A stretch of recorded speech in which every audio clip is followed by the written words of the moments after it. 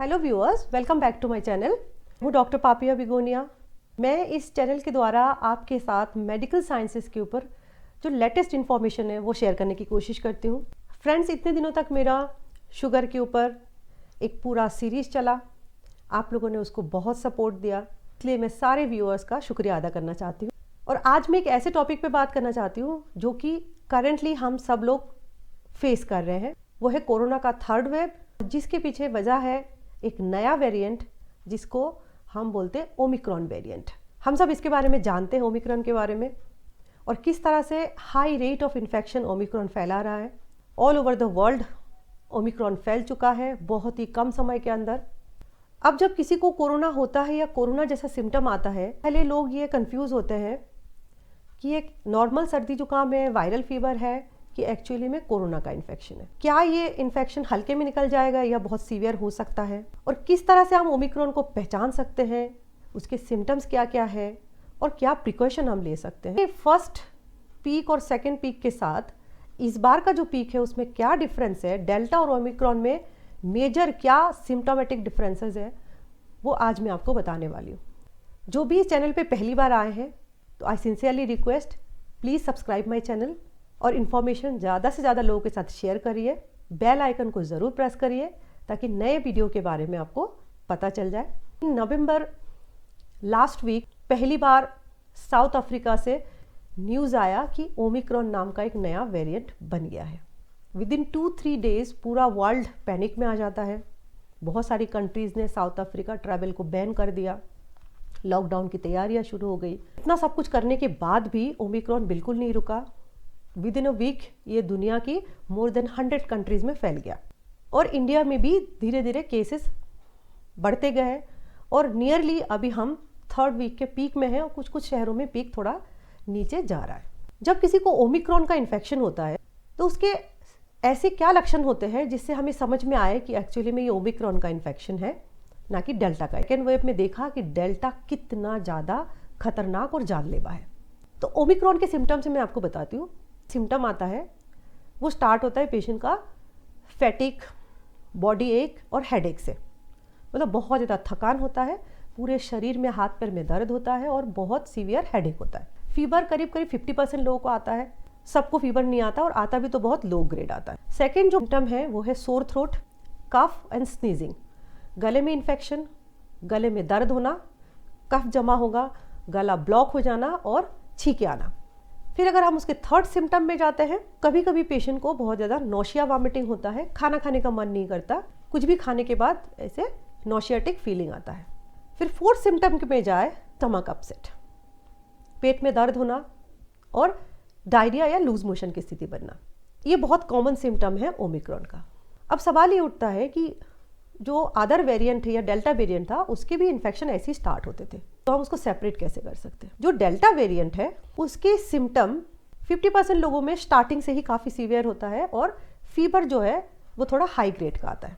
और सबसे डिस्टिंग्विशिंग जो कैरेक्टर है डेल्टा में वो ये है कि या तो स्मेल चला जाता है या टेस्ट चला जाता है या दोनों ही चला जाता है। एंड थर्ड डिस्टिंग्विशिंग फैक्टर है, अगर ये इन्फेक्शन धीरे धीरे लंग को अफेक्ट करने लगता है तो पेशेंट का ऑक्सीजन सैचुरेशन नीचे होने लगता है। आपको सर्दी जुकाम का सिम्टम आए तो इसमें तीनों केसेस हो सकते हैं। नॉर्मल वायरल फीवर हो सकता है, ओमिक्रॉन भी हो सकता है, डेल्टा भी हो सकता है। अगर आपको स्मेल और टेस्ट प्रॉपर आ रहा है, ज़्यादा फीवर नहीं है, तो ऑक्सीजन या ब्रीदिंग प्रॉब्लम नहीं हो रहा है, ऑक्सीजन लेवल कम नहीं हो रहा है, तो आप निश्चिंत हो सकते हैं कि आपको या तो ओमिक्रॉन है या नॉर्मल सर्दी जुकाम वायरल फीवर है। अब अगर ट्रीटमेंट की बात करें, ओमिक्रॉन और डेल्टा में क्या डिफरेंस है। ओमिक्रॉन इतना कॉमन हो चुका है, इतना ज़्यादा लोगों में फैल रहा है, बहुत फास्ट रेट ट्रांसमिशन है। मतलब डेल्टा का पेशेंट, एक पेशेंट अगर 4 लोगों में वो इन्फेक्शन फैला रहा था, 4 या 5 लोगों में, तो ओमिक्रॉन का एक पेशेंट मोर देन 7 पीपल में वो इन्फेक्शन फैला रहा है। ट्रांसमिशन बहुत ज़्यादा फास्ट है, बट पैथोजेनिसिटी या इन्फेक्शन कॉजिंग कैपेसिटी या बॉडी में डैमेज करने की कैपेसिटी उसकी बहुत बहुत कम है। डेल्टा स्पेशली आपके लंग को अफेक्ट करता था, लीवर को अफेक्ट करता था, लेकिन ओमिक्रॉन जो है mostly it stage in upper respiratory tract, means nose throat, ये रह जाता है, नीचे आपकी लंग तक अफेक्ट नहीं करता है, जिस वजह से उसके सीवियर होने की चांसेस या ऑर्गन डैमेज की चांसेस ना के बराबर है। डेल्टा होने के बाद क्या ट्रीटमेंट लेते थे और ओमिक्रॉन के बाद क्या ट्रीटमेंट की ज़रूरत है। ओमिक्रॉन वेरिएंट इतना कम पैथोजेनिक है कि एक्चुअली में कोई भी ड्रग लेने की ज़रूरत नहीं पड़ती, इवन एंटीबायोटिक नहीं भी ले तो भी चलता है। सिर्फ एंटीपायरेटिक या बुखार कम करने का, अगर बुखार आ रहा है तो अगर सिर्फ बुखार कम करने की दवाई लेते हैं, पैरासीटामोल वगैरह लेते हैं, या बहुत ज़्यादा नोज थ्रोट इन्फेक्शन हो तो कोई भी एंटीबायोटिक लिया जा सकता है, लेकिन आपको और कोई एडिशनल मेडिसिन लेने की ज़रूरत नहीं है। नॉर्मल वायरल फीवर जैसा 3 to 4 डेज में ये रिकवर हो जाता है। अब ये डिस्टिंग्विशिंग फैक्टर है, अगर आपका फीवर थोड़ा सा हाई ग्रेड है, 102 103 तक जा रहा है, कंटिन्यूसली बना हुआ है, बहुत ज़्यादा थकान हो रहा है, इवन कि आपको चलते तक नहीं बन रहा है, सीढ़ी चढ़ते नहीं बन रहा है, और साथ में आपके इन्फेक्शन जो है लग रहा है कि लंग पे चला गया, ऑक्सीजन लेवल भी डिस्टर्ब हो रहा है और स्मेल या फिर टेस्ट चला गया है, तो आप सतर्क हो जाइए, आपका इन्फेक्शन ओमिक्रॉन नहीं डेल्टा हो सकता है। इस तरह के केसेस में अगर 3 दिन में स्थिति नहीं सुधरती है तो आपको तुरंत मेडिकल हेल्प की ज़रूरत है। टेस्ट तो आप पहले ही कर लीजिए, अगर आपको सर्दी जुकाम हुआ तो भी रूल आउट करने के लिए आप कोविड टेस्ट जरूर कर लीजिए। इसलिए कर लीजिए कि आपको ओमिक्रॉन हुआ, आप जल्दी ठीक हो जाएंगे, लेकिन आप जो आसपास घर में और बाकी सबको फैलाएंगे उससे बचने के लिए आप अपने आप को आइसोलेट या सेपरेट कर सकते हैं। 3 या 4 दिन में अगर स्थिति नहीं सुधरती है तो आपको अलर्ट हो जाना है कि ये शायद ओमिक्रॉन नहीं है, डेल्टा हो सकता है। अब डेल्टा और ओमिक्रॉन सेकेंड वेव और थर्ड वेव के बीच में कंपेयर करेंगे कि पहले जब सेकेंड वेव में इन्फेक्शन होता था तो एटलीस्ट 10 to 12 डेज लगता था इन्फेक्शन से बाहर आने के लिए, देन रिकवरी में तो काफ़ी लंबा वक्त लगता था।